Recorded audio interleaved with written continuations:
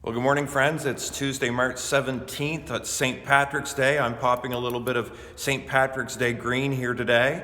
And once again, we're going to be looking into the book of Proverbs just while we're still doing a little bit of self-isolating and social distancing as part of our response to the COVID-19 pandemic.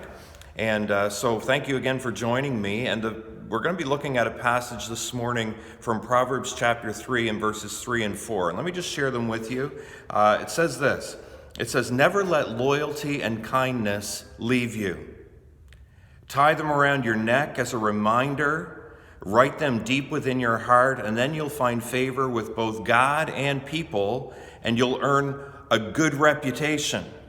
And, I just think it's interesting. I think this is the third time that we've done one of these devotions. And already there's only 3 of them that are online. And in all three of them, Solomon talks about putting something around your neck. Like a necklace around your neck or something hung over your neck. It's one of his ways, clearly, of reminding us of some of the things that he wants us to keep close to our hearts as well as our minds.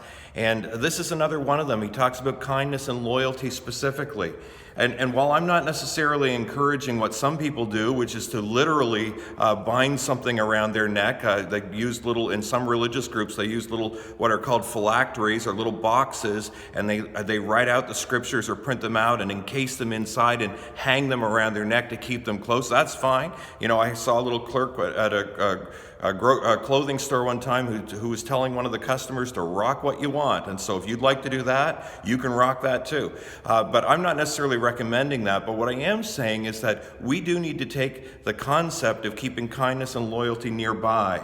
And I want to just say this too, because what he's talking about is earning a good reputation as a result of that you will earn a good reputation with God and with people. And I want to say that there are other ways that you can earn a good reputation. I mean, certainly we acknowledge that people are almost universally respected when they have kindness and loyalty as part of what they do and how they practice life. But there are other ways that people earn good reputations too. Like if you have certain skills or talents that you have, then you can have a good reputation as a result of that. If you're a hard worker, you give your very best in everything that you do. Again, you can earn a good reputation for that. If you're smart, or you're confident, or you're successful, or you're articulate, those might be things that would earn you a good reputation. But as I said, people who are kind and loyal are pretty much universally respected, aren't they? And Solomon tells us that not only applies to how other people sometimes see those who are kind and loyal, but it actually applies to how God sees those individuals too.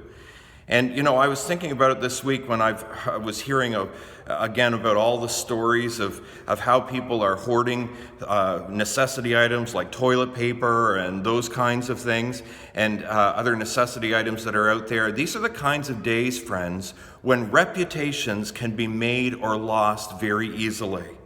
And especially when it comes to kindness and loyalty. Reputations that in the Christian community actually have the opportunity for us to reflect the love of Christ. Because kindness has to do with the ability to think about other people instead of oneself, like Christ did. And loyalty has to do with committing to the concerns of others for the long haul, even when times aren't necessarily easy, when times get difficult, which again, Christ did. He promised to never leave us or forsake us. And that in the end, when the dust settles and the virus kind of loses steam, my prayer is that kindness and loyalty would be the hallmark of how we respond to the crisis that is at hand.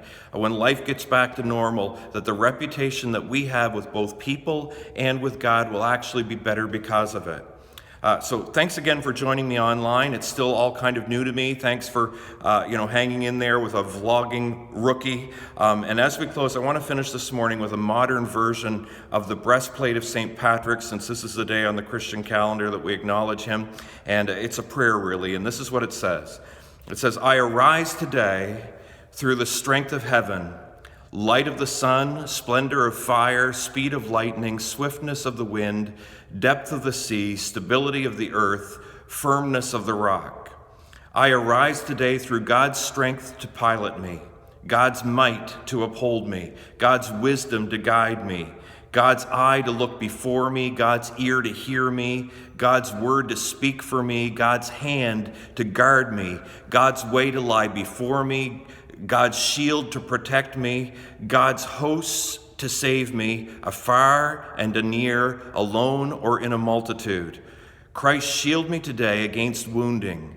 Christ with me, Christ before me, Christ behind me, Christ in me, Christ beneath me, Christ above me, Christ on my right, Christ on my left, Christ when I lie down, Christ when I sit down, Christ in the heart of everyone who thinks of me, Christ in the mouth of everyone who speaks of me, Christ in the eye that sees me, Christ in the ear that hears me. I arise today through the mighty strength of the Lord of creation. God bless you. Have a great Tuesday.